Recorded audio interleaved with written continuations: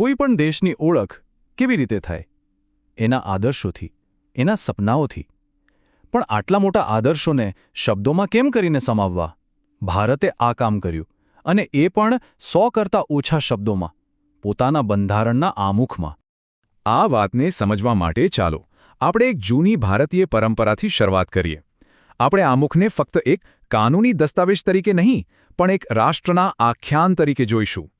આખ્યાન એટલે ખાલી વાર્તા કહેવી એટલું જ નહીં, પણ વાર્તાને જીવંત કરી દેવી, જાણે કોઈ માળભટ્ટ પોતાના સંગીત અને અભિનયથી આખી દુનિયા આપણી નજર સામે ઊભી કરી દે.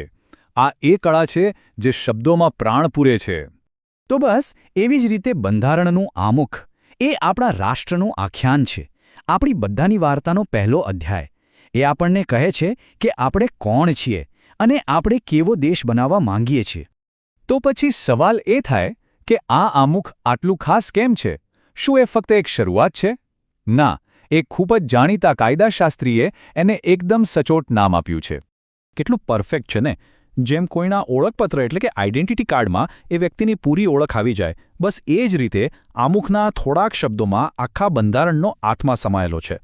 એ બંધારણનો અરીસો છે, જે એના મૂળભૂત સિદ્ધાંતો અને હેતુઓ બતાવે છે. અને હા, આ કોઈ કાયદાના પુસ્તકમાં છપાયેલો કોરોકટ્ટાક દસ્તાવેજ નથી. જુઓ, એ આપણી કલા અને સંસ્કૃતિનો પણ એક ભાગ છે.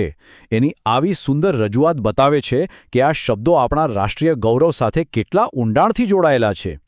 અને આ રહ્યા એ મૂળ શબ્દો, એક શક્તિશાળી વચન. દરેક શબ્દનું એક વજન છે, દરેક શબ્દ પાછળ એક લાંબો સંઘર્ષ અને એક ઉજ્જવળ ભવિષ્યની આશા છુપાયેલી છે.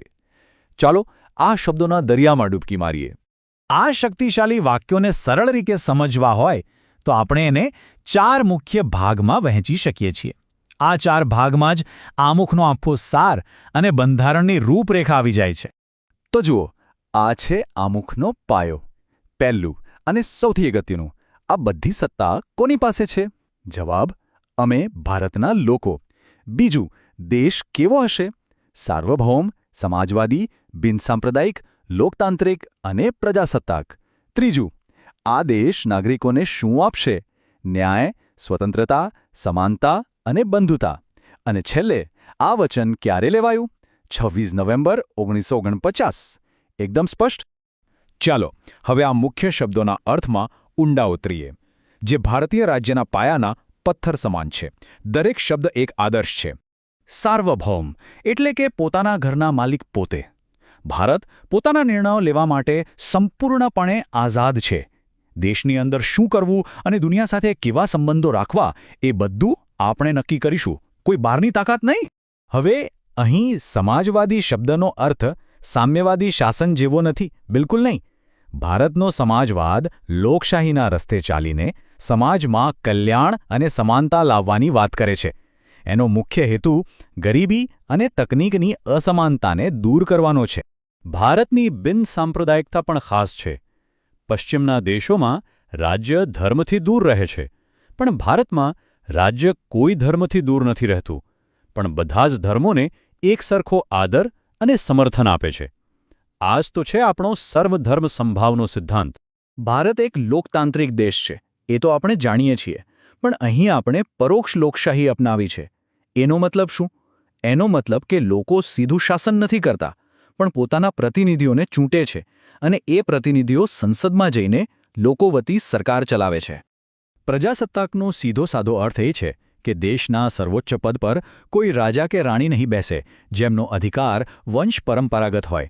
આપણા દેશના વડા એટલે કે રાષ્ટ્રપતિ એ પણ ચૂંટાઈને આવે છે. રાજશાહી અને પ્રજાસત્તાક વચ્ચે આ જ મોટો ફરક છે. અને આ બધું શા માટે? તો એના માટે આમુખ 4 મોટા વચન આપે છે. દરેક નાગરિકને ન્યાય મળશે. દરેકને વિચાર, અભિવ્યક્તિ અને ધર્મની સ્વતંત્રતા મળશે. કાયદાની નજરમાં બધાને સમાન દરજ્જો અને તક મળશે. અને સૌથી અગત્યનું, સૌની વચ્ચે ભાઈચારો એટલે કે બંધુતા વધશે. પણ વાત અહીં પૂરી નથી થતી. આમુખ કોઈ પથ્થર પર લખાયેલી લકીર નથી. એક જીવંત દસ્તાવેજ છે. એમાં સમય જતાં ફેરફાર પણ થયા છે, અને એના પર આજે પણ ગરમાગરમ ચર્ચાઓ થાય છે. ઇતિહાસમાં એક મોટો વળાંક આવ્યો 1976માં કટોકટીના સમય દરમિયાન. ત્યારે બંધારણમાં 42મો સુધારો થયો, અને એ સુધારાએ આમુખના મૂળ સ્વરૂપમાં પણ ફેરફાર કર્યા. તો બદલાયું શું? જુઓ, 3 નવા શબ્દો ઉમેરાયા: સમાજવાદી, બિનસાંપ્રદાયિક અને અખંડિતતા. આ ઉમેરાએ આમુખના આશયને વધુ સ્પષ્ટ કર્યો એવું કહેવાયું, પણ એની સાથે જ એક મોટી રાજકીય ચર્ચા પણ શરૂ થઈ ગઈ. અહીં 2 અલગ-અલગ દૃષ્ટિકોણ છે. એક દૃષ્ટિકોણ એમ કહે છે કે આ શબ્દો ઉમેરવાથી બંધારણના જે મૂળભૂત હેતુઓ હતા એને વધુ સ્પષ્ટતા મળી, જ્યારે બીજો દૃષ્ટિકોણ એવી દલીલ કરે છે કે આ શબ્દો પાછળથી ઉમેરીને એક ચોક્કસ રાજકીય વિચારધારાને બંધારણ પર લાદવામાં આવી. આ કોઈ જૂની વાત નથી. આ ચર્ચા આજે પણ ભારતની રાજનીતિ અને અદાલતોમાં જીવંત છે. આ બધી ચર્ચાઓ અને દલીલોની વચ્ચે એ યાદ રાખવું જરૂરી છે કે આમુખની અસલી તાકાત ક્યાંથી આવે છે.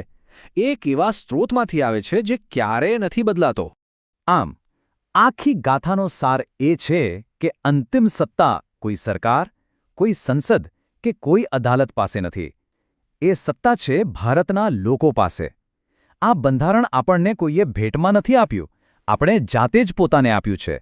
અને આ જ લોકશાહીનો સાચો અર્થ છે. તો અંતે આમુખ ખાલી શબ્દો નથી, એ એક પેઢીએ આવનારી પેઢીઓને આપેલું વચન છે. સવાલ એ છે કે આપણે ભારતના લોકો તરીકે શું આ વચનને જીવંત રાખી શક્યા છીએ?